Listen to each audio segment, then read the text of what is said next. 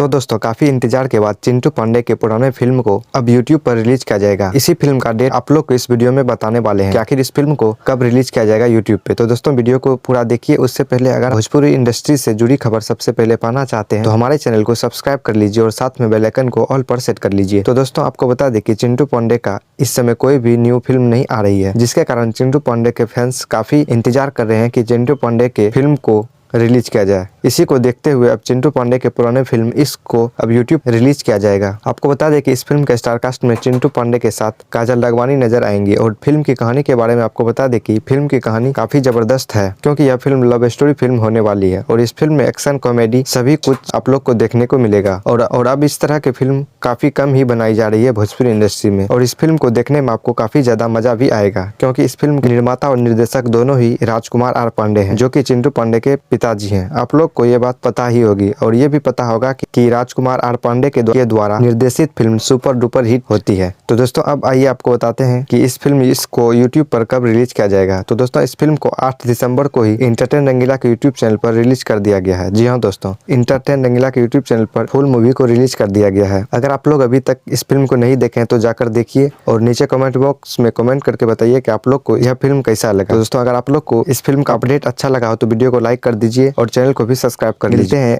एक और नए फिल्म का अपडेट लेकर, तब तक के लिए धन्यवाद।